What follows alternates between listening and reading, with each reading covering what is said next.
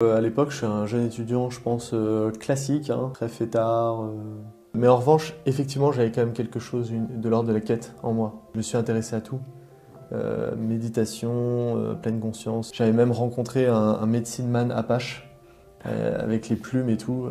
Enfin, vraiment toutes les spiritualités qu'aujourd'hui vous trouvez dans les rayons Fnac de spiritualité. Ça m'accompagnait quelques mois, ça répondait à quelques questions, puis ça finissait toujours par retomber, quoi. Tu vois, quand tu as très soif, tu as besoin d'une eau qui te désaltère, quoi. Et puis après, tu fais un... Ah. Je buvais, et c'était de l'eau, mais à la fin, je faisais pas... Ah. J'ai un professeur qui m'a proposé de partir à Jérusalem. Quand je suis arrivé, c'est une petite religieuse qui s'appelle Sœur Marie-Dominique qui m'a accueilli. Et là, je me suis clairement dit, je vais passer un mois avec des vieux qui ont Alzheimer et des vieilles religieuses. Donc en termes de fêtes et de filles et tout ça, on va pas être au top. Et elle m'a donné une Bible et un chapelet en me disant tôt ou tard, ça vous sera utile. Bonjour Corentin, Bonjour Juliette.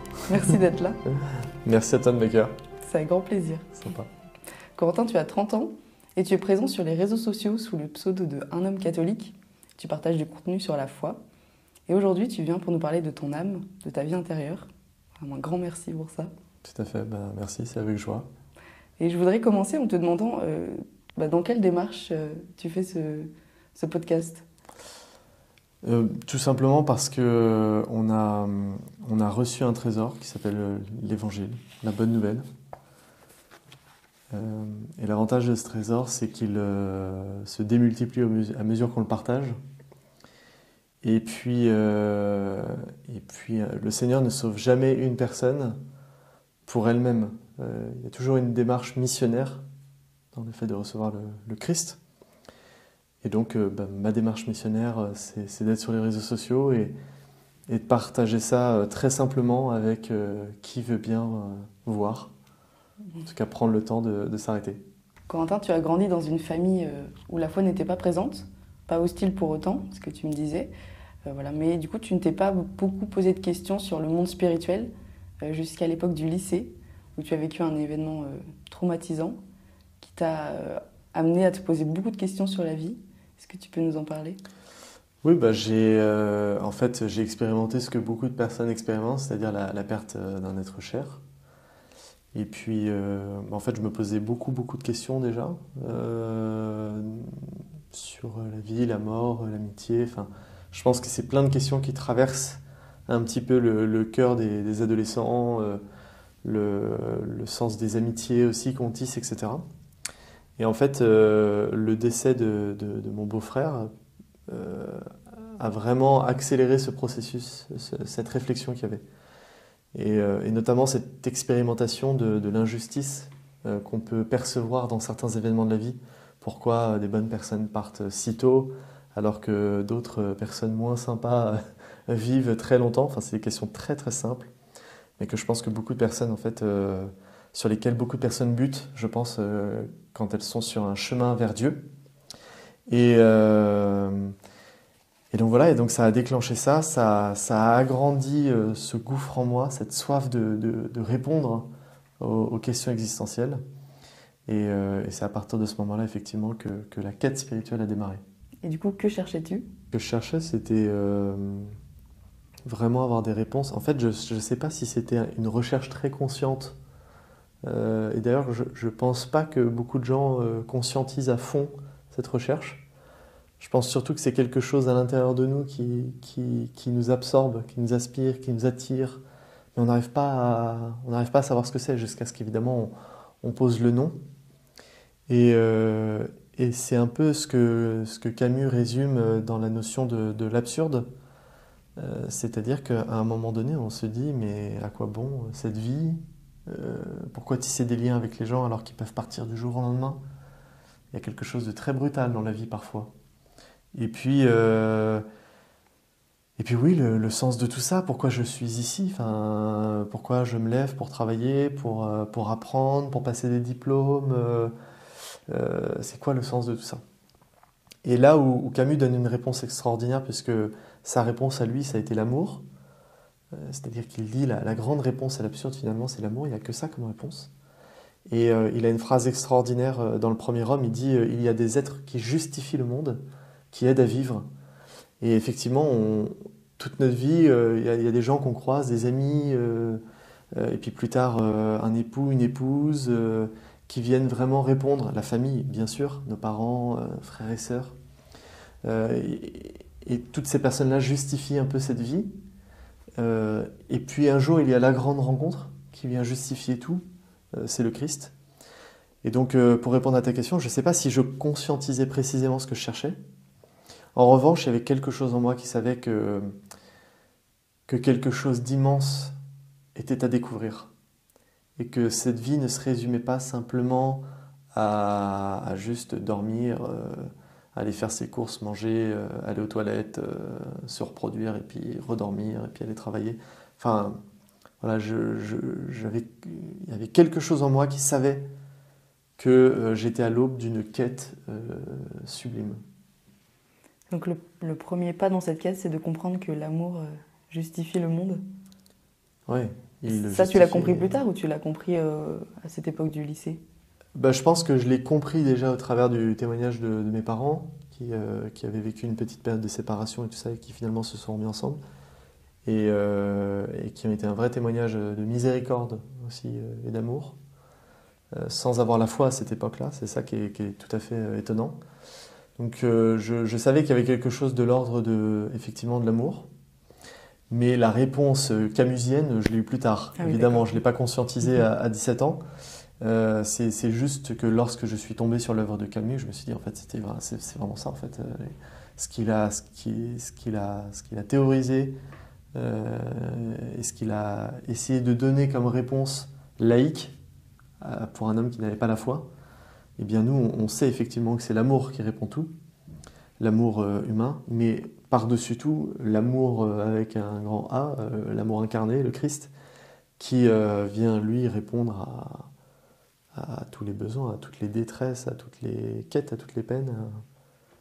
C'est la réponse, quoi. He is the answer. Et du coup, à cette époque, toi, c'était une période vraiment tourmentée.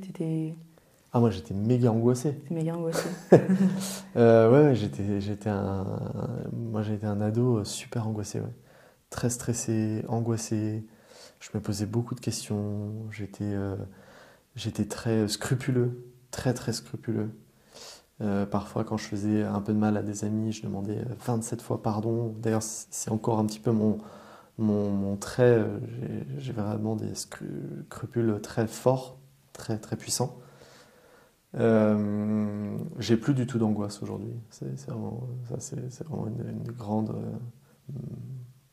un des grands cadeaux du Seigneur. Mais à l'époque, ouais, j'étais vraiment un jeune homme angoissé. J'avais soif d'être apaisé, quoi. Et il y a eu Harry Potter qui a été source de beaucoup de réponses sur le sens de l'amitié et de l'amour. Parce que pour ceux qui l'ont lu, la finale de Harry Potter, c'est la morale, c'est que c'est pas la magie qui gagne à la fin, c'est pas la sorcellerie, c'est pas la puissance du sorcier qui vainc le mal, c'est l'amour et les relations qu'on a.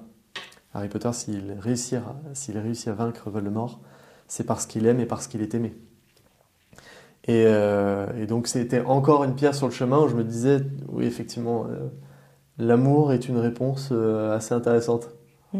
Voilà. Là, je te vois aujourd'hui, tu n'as plus l'air d'être un jeune homme angoissé. Non. C'est quoi la suite de l'histoire? La suite de l'histoire, c'est que j'ai beaucoup quêté, on va dire. J'ai beaucoup recherché, j'ai beaucoup lu. Et puis, il y a eu une première lueur sur mon parcours. Une première lumière d'évangile. Ça a été la rencontre avec Michael Lonsdale, qui est un acteur qui a joué dans Des Hommes et des Dieux, et puis qui a été un très grand acteur. Il a joué dans un James Bond, il a joué dans Le Nom de la Rose. Enfin, c'était vraiment un grand acteur. Et on a eu la chance, au moment de la sortie Des Hommes et des Dieux, il était venu nous donner une masterclass de théâtre sur Beckett. Dans la classe de théâtre, on jouait une pièce de Beckett que Michael Lonsdale avait personnellement connue. Il avait personnellement connu Samuel Beckett. Et donc, il était venu nous donner une masterclass de théâtre pour nous aider dans la préparation de En attendant Godot. C'est marrant parce qu'en plus, il y a plein de liens avec l'attente de Dieu et tout ça. Donc, voilà, le Seigneur est assez drôle quand on commence à refaire le fil de sa vie au travers de sa présence avec nous. Et en fait, dans ma classe, je pense que la plupart s'en foutaient parce que c'était un vieux monsieur à l'époque, il était déjà assez âgé. Il voyait pas trop, bon, il avait joué dans un James Bond, mais c'était il y a tellement longtemps que ça leur parlait pas, etc. Et moi, il y a quelque chose chez cet homme qui m'a vraiment bouleversé. Il avait déjà une voix très très douce, et puis une lueur dans les yeux où je me disais, c'est ça que je cherche, quoi. C'est ça que je veux, moi aussi. J'arrivais pas à mettre le mot, mais je disais, moi, c'est ça que je veux aussi. Et donc, à la fin de la conférence qu'il a donnée, donc on a eu une masterclass, le soir, on a eu une conférence, et puis ensuite, on regardait Des hommes et des dieux. Film, évidemment, qui ne laisse pas indifférent, et dans lequel Michael Lonsdale joue un rôle quand même tout à fait exceptionnel, puisqu'il joue le médecin, Luc, frère Luc. Et c'est très touchant, il y a toute une scène où il parle de l'amour, notamment, à une jeune femme, et de l'amour de Dieu. Et à la fin du film, on a de nouveau une discussion avec lui, et en fait, il nous explique que cette scène-là, il l'a complètement improvisée. C'est-à-dire que le réalisateur lui a dit là, je veux que tu me dises, non pas ce que frère Luc dirait, mais ce que toi, tu me dirais sur l'amour. Qu'est-ce que tu répondrais à cette jeune fille qui t'interroge sur l'amour? Et la scène est bouleversante. J'invite vraiment chaque personne à la regarder sur YouTube. Et je suis allé le voir à la fin, et on a eu un bref échange qui a été vraiment très lumineux. C'est la première personne qui m'a manifesté le Christ de cette manière-là. Il m'en a pas parlé, il m'a pas dit crois en Jésus-Christ, mon frère. Il a juste été chrétien, magnifiquement chrétien. Il m'a présenté un visage du Christ très tendre, très accueillant, en même temps assez exigeant, puisqu'il m'a invité à cette recherche, à cette quête un petit peu. Puis voilà, et puis il m'a laissé un petit mot sur un papier, il m'a marqué paix, joie et amour, Michael Lonsdale, et un petit peu comme un testament. Donc voilà, donc ça a été la première lueur sur mon passage quand j'étais au lycée, mais c'est pas ça qui a déclenché ma conversion, parce que évidemment il y avait tellement de questionnements derrière que le Seigneur a été obligé de s'y reprendre à plusieurs reprises. On va pouvoir en parler, mais juste avant, est-ce que tu peux nous présenter l'objet que tu as apporté? Ouais. Je t'ai demandé d'apporter un objet qui dit quelque chose de ton âme. Je ne sais pas si ça veut dire quelque chose de mon âme, mais en tout cas, il y a un objet dont je ne me sépare pas, c'est mon chapelet, et depuis un an et demi maintenant, je ne me sépare jamais de ce petit disonnier qui change régulièrement parce que je l'offre régulièrement. Mais en fait, pourquoi j'aime beaucoup ce petit disonnier? Déjà parce que j'aime beaucoup la Vierge Marie et que ça me permet régulièrement, je l'ai dans ma poche, donc j'y pense et je prie des bouts de chapelet dans le train, dans la rue, avant des réunions. Voilà. Je joue beaucoup avec pendant la journée. Donc je l'ai toujours entre mes doigts pendant des réunions, des choses comme ça. Ça me permet de rester centré sur l'essentiel. J'aime beaucoup cette phrase, que ferait Jésus à ma place? Et donc c'est un petit pense-bête quoi, que j'ai. Et puis ce que j'aime beaucoup sur ce design-là particulièrement, c'est qu'il y a une petite croix tout en haut avec un tout petit Jésus. Et donc voilà, donc ça me permet de l'avoir, c'est pas ostentatoire, je sors pas parce que j'ai un très gros chapelet aussi que j'aime beaucoup, mais c'est vrai qu'en réunion, bon, c'est pas toujours très discret, alors que là c'est très discret, personne ne le remarque, et ça me permet toujours d'avoir Jésus dans le creux de la main. Donc voilà, donc ça je pense que ça dit quelque chose de mon âme, c'est que ma plus grande crainte aujourd'hui, je pense, j'ai plus du tout d'angoisse. Je suis vraiment, je pense,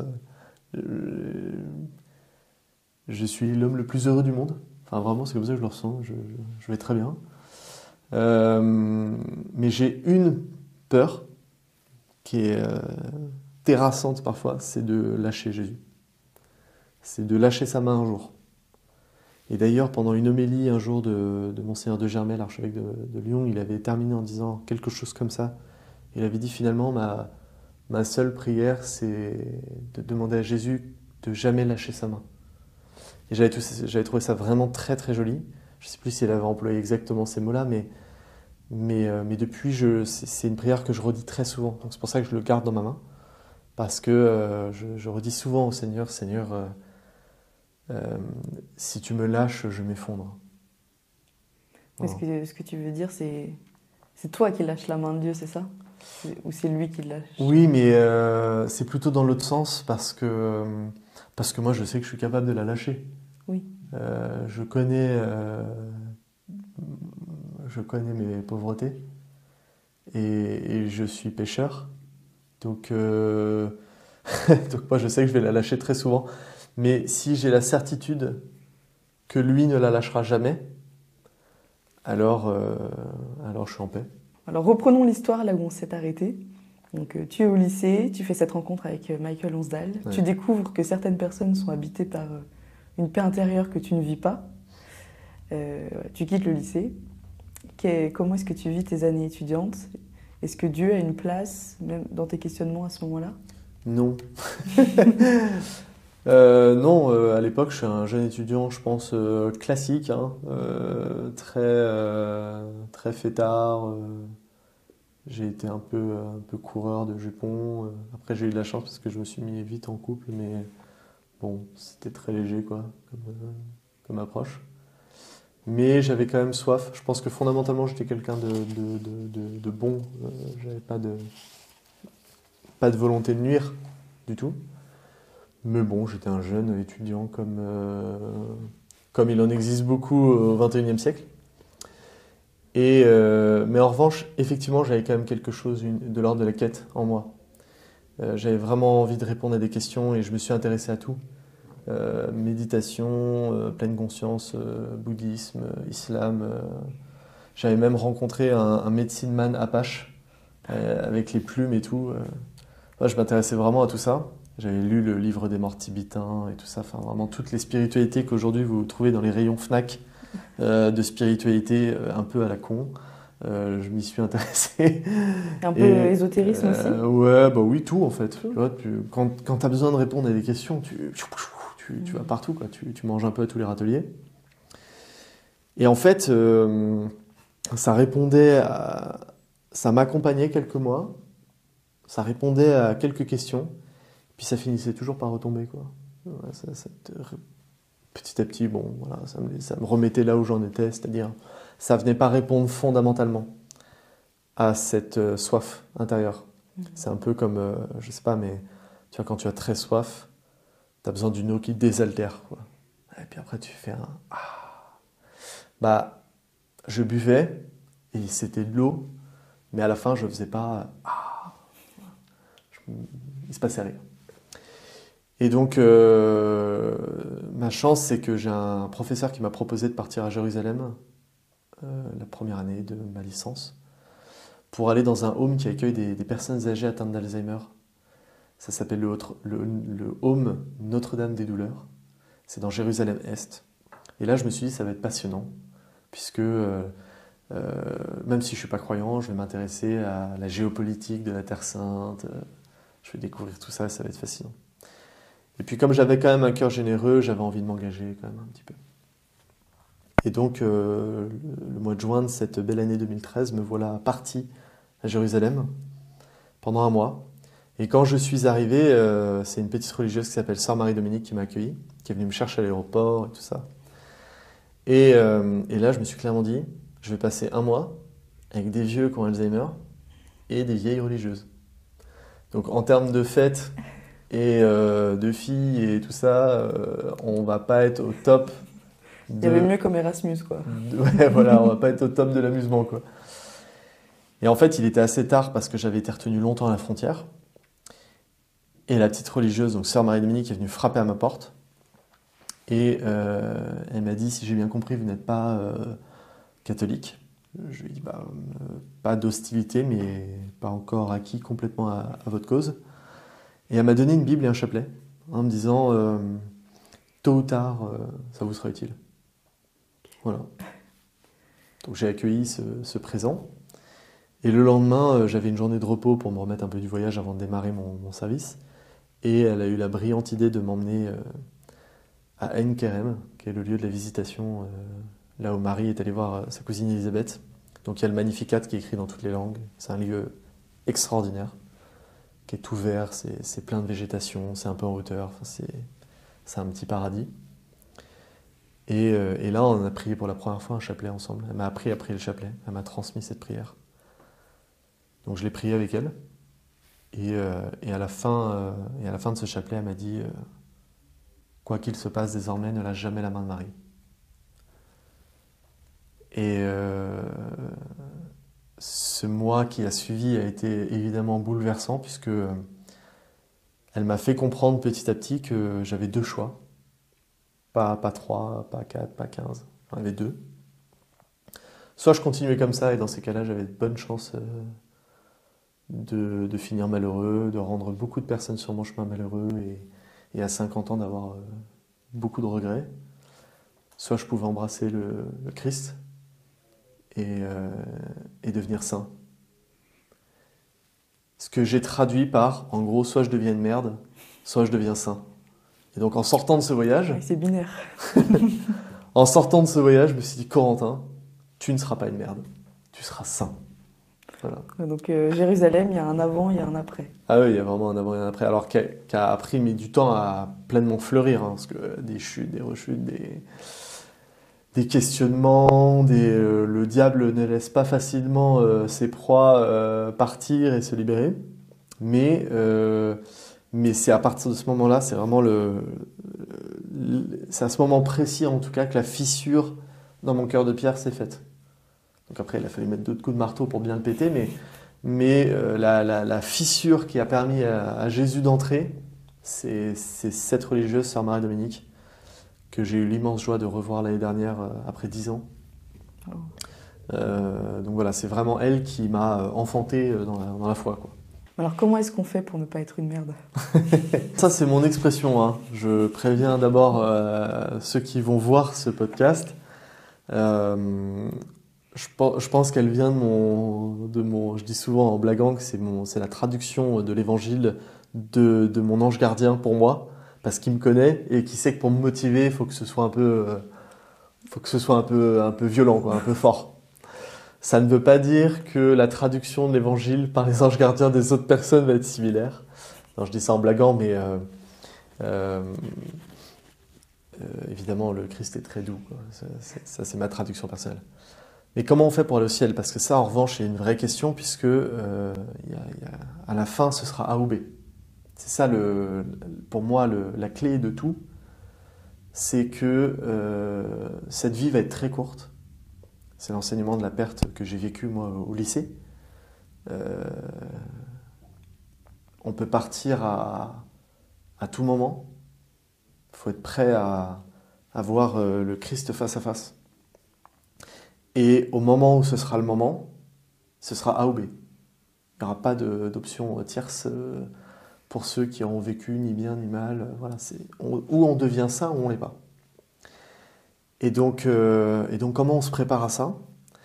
Il y a évidemment plusieurs étapes, parce qu'entre le but final, qui est la sainteté, d'aller au ciel, je veux dire, et maintenant, évidemment, il y a des étapes, il y a des rechutes, etc. Pour moi, la clé, ça a été de comprendre qu'en fait, on ne devient pas saint, on l'est par le baptême. C'est-à-dire que la grande force du baptême qu'on reçoit de Jésus, c'est qu'il nous sanctifie. C'est-à-dire qu'au moment où on reçoit le baptême, on a tout ce qu'il faut pour aller au ciel. Et donc, il ne s'agit pas tellement de devenir saint, mais il faut le rester, en fait. Et c'est là que les sacrements vont nous aider sur cette voie, parce que le Seigneur sait très bien qu'on est hyper pauvre. C'est pas un scoop, c'est lui qui nous a fait, donc il connaît toutes nos pauvretés.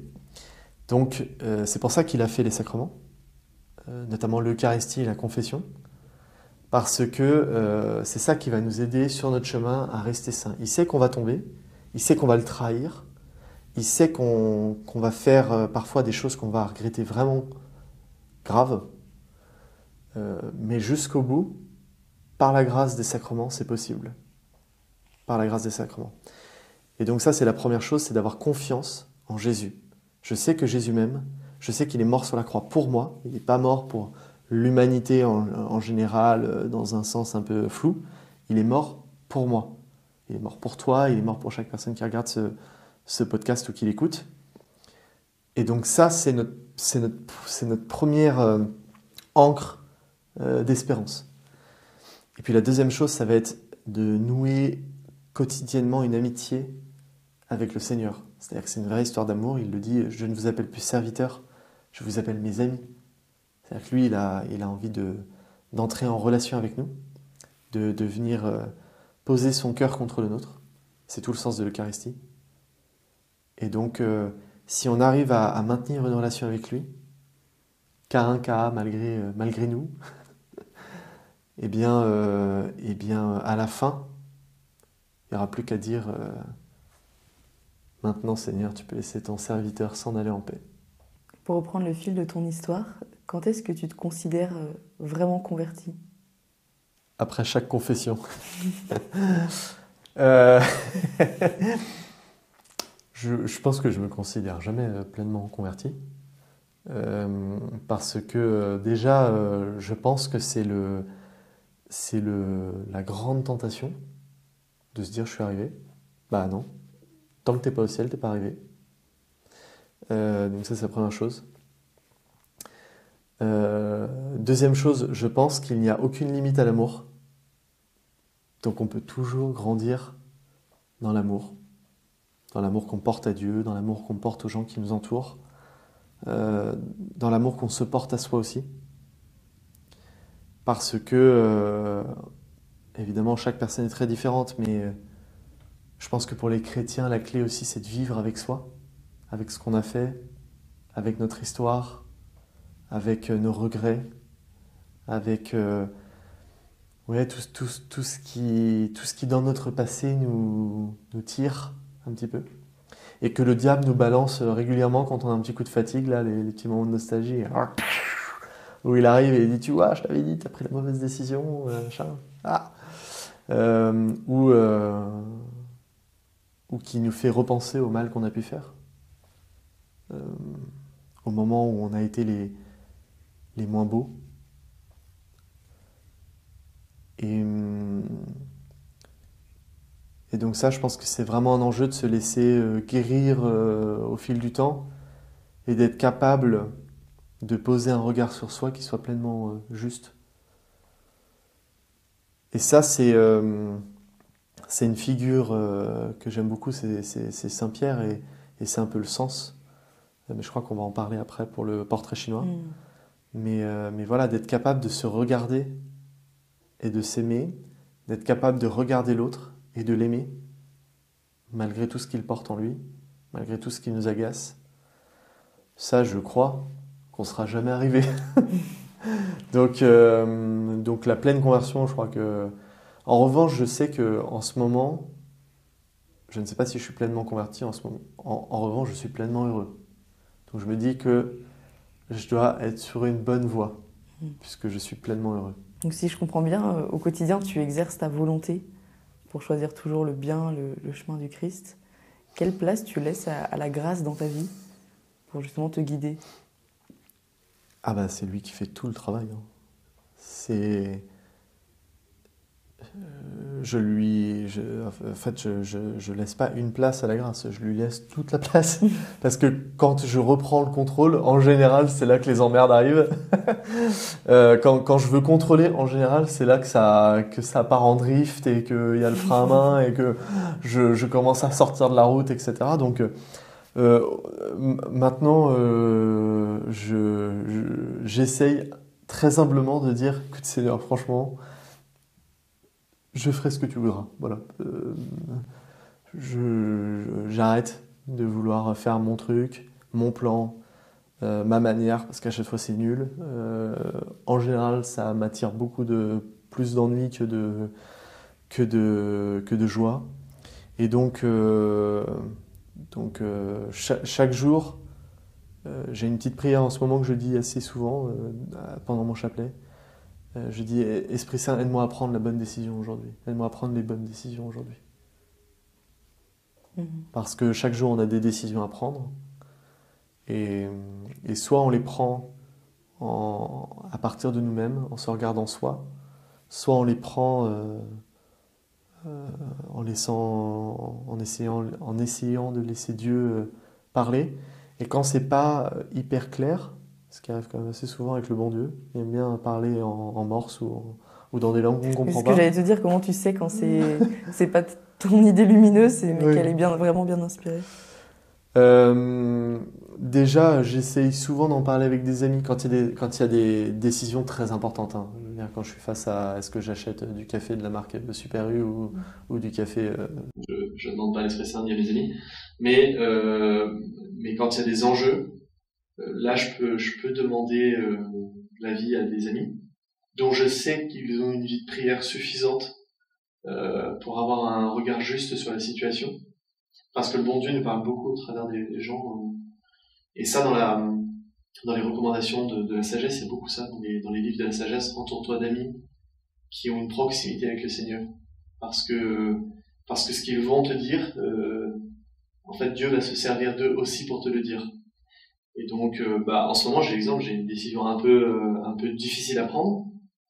J'ai interrogé hier et aujourd'hui 2 amis dont je sais qu'ils ont une proximité avec le Seigneur vraiment dense, qu'ils l'aiment et qu'ils veulent faire sa volonté.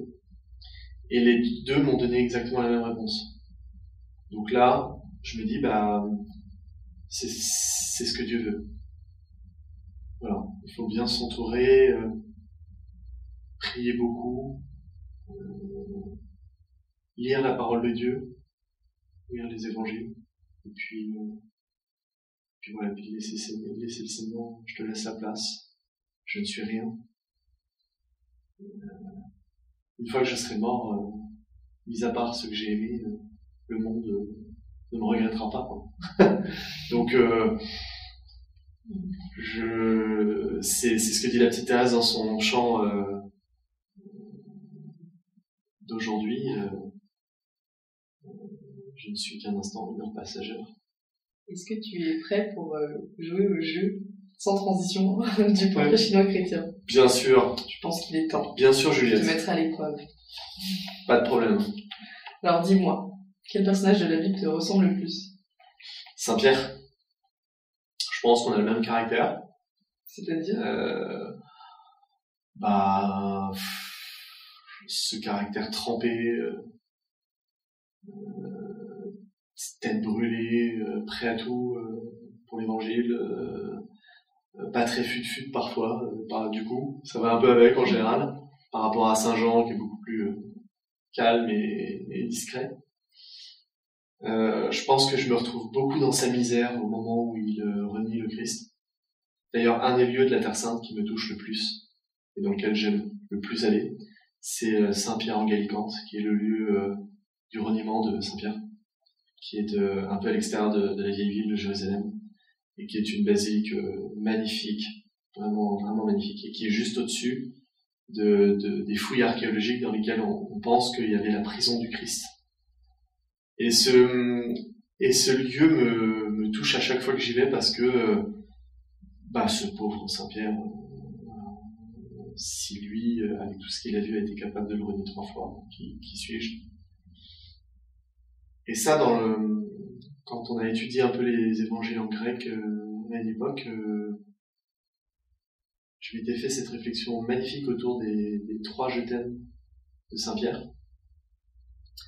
Dans le texte grec, en fait, le Seigneur lui demande 3 fois s'il l'aime de la manière dont Saint-Pierre semblait le dire la veille, pendant le dîner, où il dit « Seigneur, j'irai partout avec toi, jamais je te renierai. S'il en reste un à tes côtés, ce sera moi. Je t'aime de tout mon cœur. » etc. Et là, le Seigneur sur la plage l'attrape par le callback et il lui demande 3 fois « Est-ce que tu m'aimes ?» Mais en grec, c'est des mots différents. En français, il lui demande 3 fois s'il l'aime. En grec, il commence par lui dire « Est-ce que tu m'aimes agapé ?» C'est-à-dire « Est-ce que tu m'aimes parfaitement comme tu semblais le dire il y a 2 jours ?» C'est-à-dire l'amour divin, parfait, sans faille, qui tombe jamais.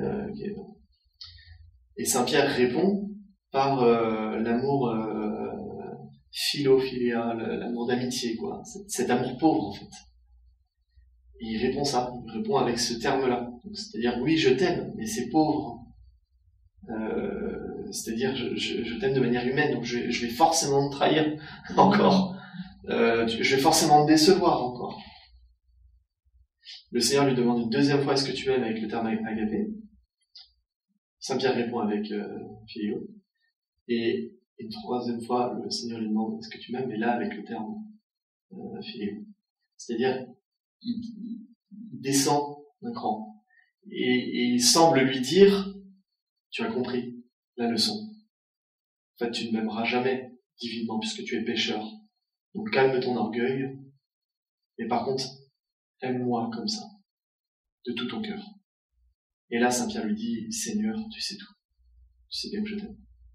Et cette phrase est exceptionnelle parce que c'est le cri de l'humanité.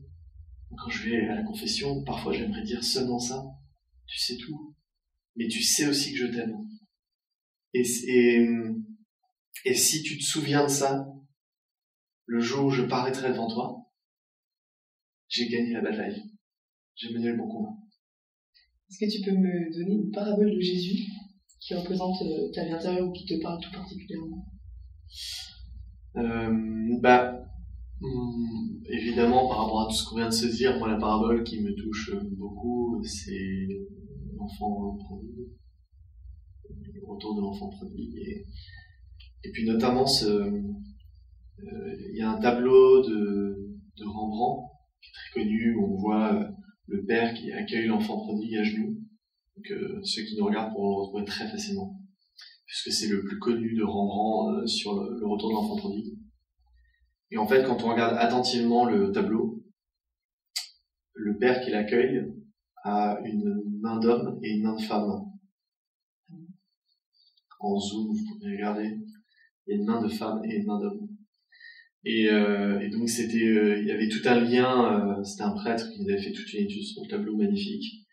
Et donc il y a tout un lien sur l'Église, sur Dieu, qui accueille en fait le pécheur, quoi. Et moi, j'ai toujours vu cette main de femme comme la main de la Vierge Marie. Donc, il y a la main de la Vierge et la main de Dieu qui se pose sur ses épaules. Il est à genoux, il est à poil, il lui reste plus rien, il a tout dilapidé, mais il lui reste Marie et Dieu sur ses épaules. Et à chaque fois, quand on est dans des moments de grande détresse, ça fait très longtemps que ça m'est pas arrivé, mais j'ai eu souvent cette image-là. T'es à poil. Et il te reste plus que ça. Il te reste plus que la main de Marie et la main de Dieu qui se pose sur toi. Et maintenant, qu'est-ce qu'on fait, quoi?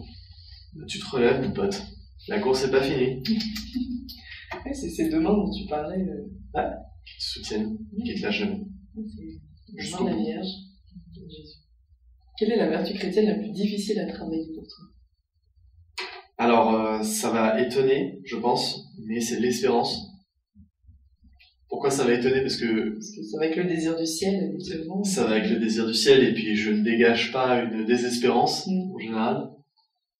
Je suis assez joyeux, et j'aime le bon Dieu, je suis très heureux. Mais je pense que ce sur quoi il faut que je prête beaucoup attention, c'est que j'ai un tempérament de guerrier. Et donc, je peux facilement me laisser entraîner à la guerre, quoi.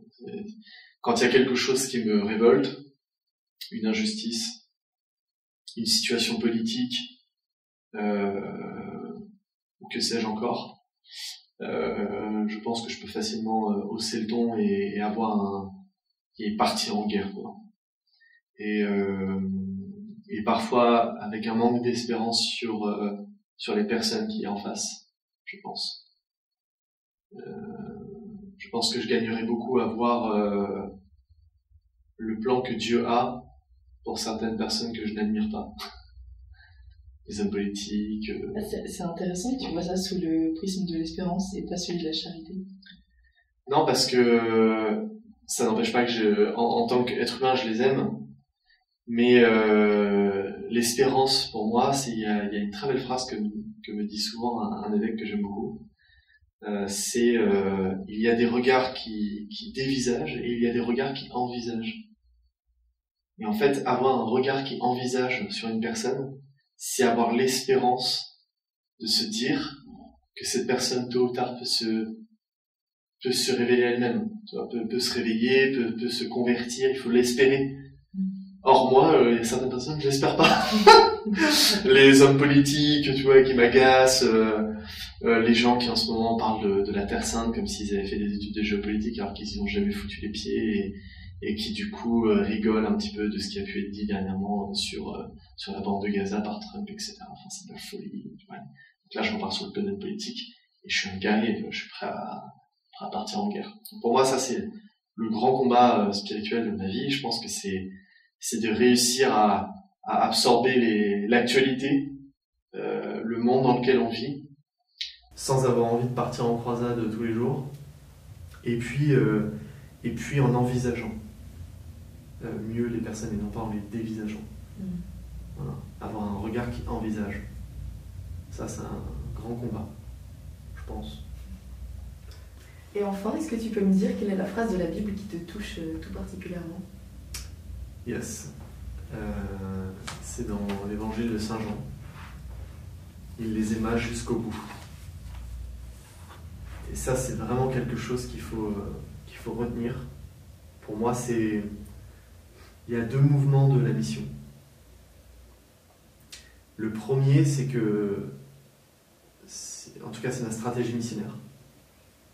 Mon but, c'est que chaque personne se dise, quand elle me rencontre, il a quelque chose que je n'ai pas et que je cherche désespérément.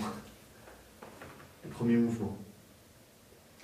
Et si la personne en face, sans que tu aies eu besoin de prononcer un seul mot, se dit, lui, il y a un truc que je n'ai pas, mais que j'adorerais avoir, exactement ce que j'avais vécu avec Michael Lonsdale, en fait, tu as gagné 90% de la mission. Après, tu n'as plus qu'à lui donner la solution. Jésus-Christ.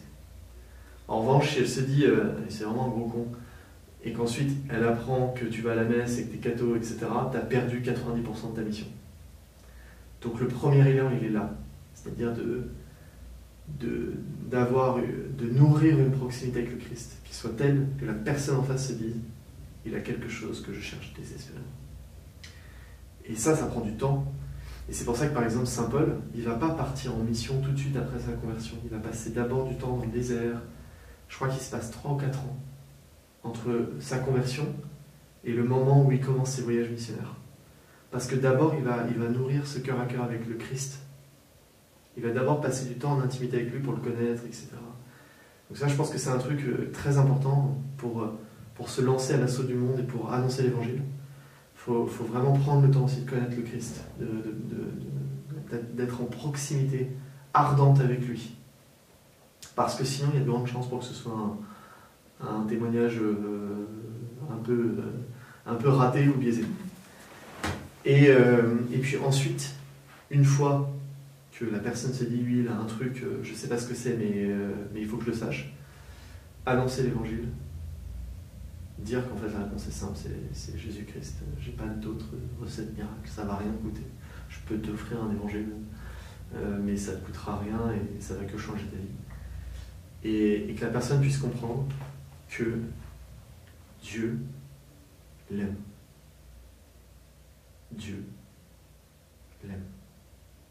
Et quoi qu'il arrive, souvent les gens me disent, ouais, mais moi, tu sais, dans ma vie, j'ai vraiment fait des trucs. Bah ouais, c'est pas un scoop pour Jésus parce qu'en fait, il est mort en pensant à toi. Ça, c'est un enseignement du catéchisme de l'Église catholique que je trouve magnifique. Il y a un paragraphe qui doit être dans les 474, un truc comme ça, entre 470 et 500.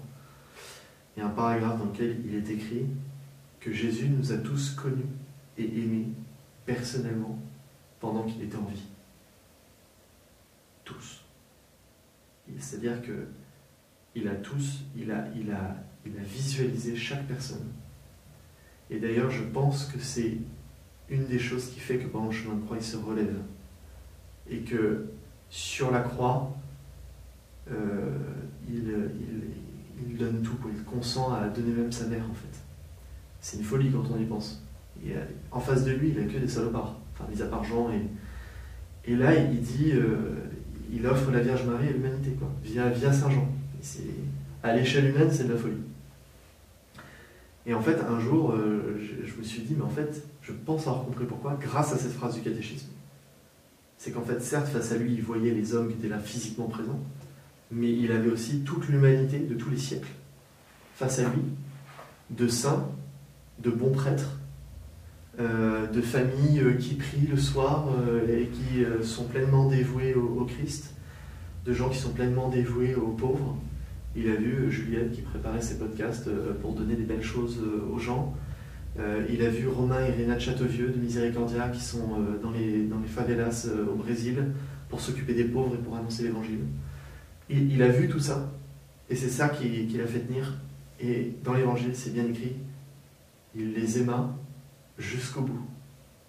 L'humanité entière, même les salauds qui étaient devant lui, il les aima jusqu'au bout du bout.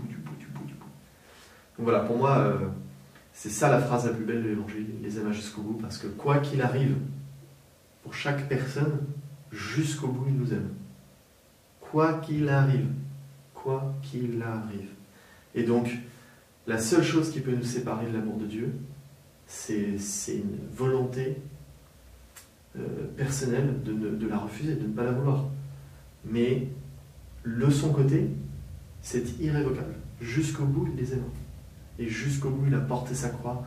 Jusqu'au bout, il les a vus tous, les salauds, les prêtres pédophiles, les mecs qui ont renié l'évangile, ceux qui aujourd'hui font du trafic d'enfants, ceux qui aujourd'hui font la guerre, tout ça, il les a vus.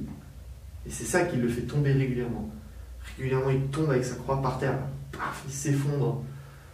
Parce qu'en fait, il voit ça et que c'est horrible. Et nous aussi, d'ailleurs, on est abattus quand on apprend des choses comme ça. Mais il se relève parce que jusqu'au bout, il aime l'humanité et qu'il voit les mères Teresa et compagnie sur le chemin de croix. Ça, maintenant, j'en suis persuadé. Sur le chemin de croix, il y avait la totalité de l'humanité, en fait. C'est une évidence. Et donc, il y avait moi, un roi. Pas mal, cool. J'aime beaucoup cette image, je n'avais jamais vu ça comme ça. C'est Catéchisme à l'Église catholique, un très grand livre que je recommande à chacun. Très grand livre. Ouais, très grand livre.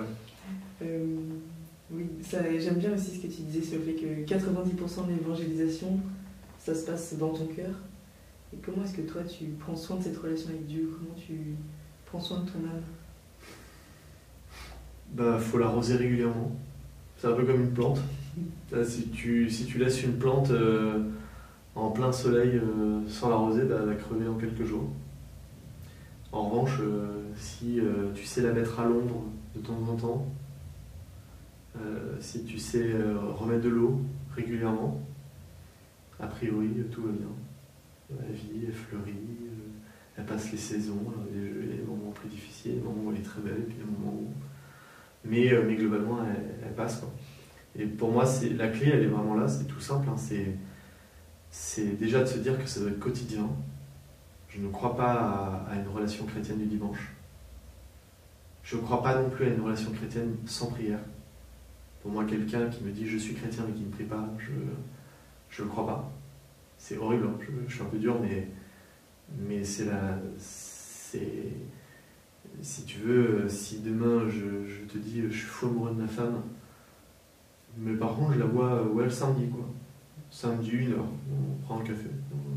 C'est sympa. Tu vas te dire, oh là, c'est une relation bizarre, hein, quand même. Alors qu'évidemment, moi, ma femme, je la vois tous les jours. J'aime passer du temps avec elle, et quand je passe pas du temps avec elle, bon, ça, je suis pas le plus comblé du monde. Et donc, de la même manière, la relation avec le Seigneur, bah, c'est quotidien. Ça ne veut pas dire qu'il faut faire des grandes choses, ça ne veut pas dire qu'il faut faire 1 heure d'adoration, à genoux, les bras en croix, c'est pas ça. Mais ça doit être quotidien, ça doit être un petit peu tous les jours.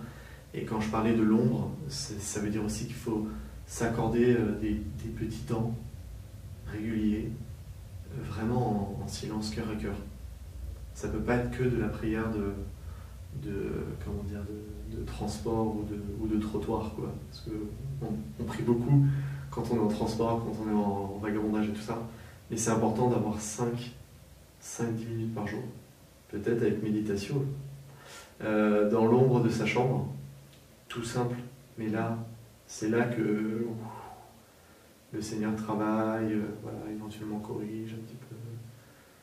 Donc voilà, c'est quotidien, mais c'est pas compliqué. La foi, elle n'est pas compliquée. Quand les apôtres ils demandent au Seigneur comment on fait pour prier, il leur dit pas, alors écoutez, déjà, en dessous de 4 heures, c'est pas possible. Il leur dit, c'est simple, retirez-vous dans votre chambre, fermez la double tour, et puis priez là le Père qui est dans le secret, et dites notre Père, qui est aux cieux, que ton nom soit sauvé.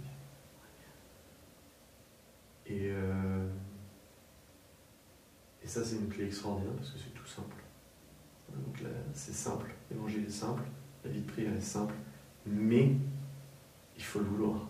On a mis Dieu au cœur pendant cet échange, mais je pense que ce serait bien qu'on vive nous aussi un petit temps à l'ombre pour terminer.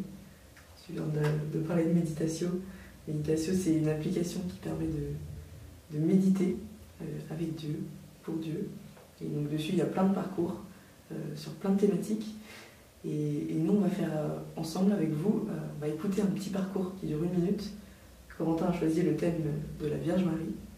Donc, si vous n'êtes pas assis, asseyez-vous, prenez un temps calme, fermez les yeux avec nous et on va écouter ensemble cette minute. Au nom du Père, et du Fils, et du Saint-Esprit. Amen.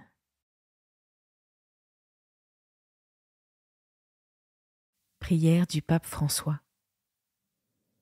Ô Mère, aide notre foi. Ouvre notre écoute à la parole, pour que nous connaissions la voix de Dieu et son appel. Éveille en nous le désir de suivre ses pas, en sortant de notre terre et en accueillant sa promesse. Aide-nous à nous laisser toucher par son amour, pour que nous puissions le toucher par la foi.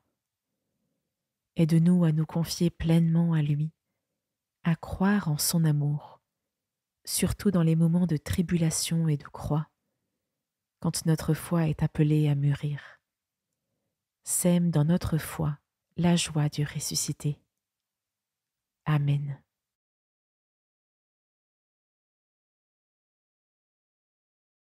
Je vous salue Marie, pleine de grâce, le Seigneur est avec vous. Vous êtes bénie entre toutes les femmes, et Jésus, le fruit de vos entrailles, est béni. Sainte Marie, Mère de Dieu, priez pour nous pauvres pécheurs, maintenant et à l'heure de notre mort. Amen.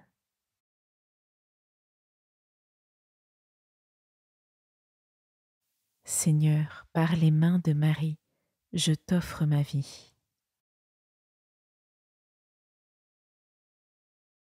Au nom du Père, et du Fils, et du Saint-Esprit. Amen. Est-ce que tu as envie d'ajouter quelque chose avant de terminer cette discussion? L'amour. L'amour. Laissez-vous aimer par le bon Dieu. Merci Corentin. Merci à toi Juliette. Merci de t'être livré, merci de nous avoir donné ton témoignage de foi. Avec joie. Vous tous, merci d'avoir écouté jusqu'au bout l'histoire d'âme de Corentin. Pour nous soutenir, vous pouvez vous abonner, partager le podcast, parlez-en autour de vous pour qu'on puisse revenir avec plein d'autres nouveaux épisodes. L'idée, c'est d'inspirer les âmes et de vous aider à grandir dans votre chemin de foi. Je reviens dans 15 jours avec un nouvel invité et d'ici là, prenez soin de votre âme.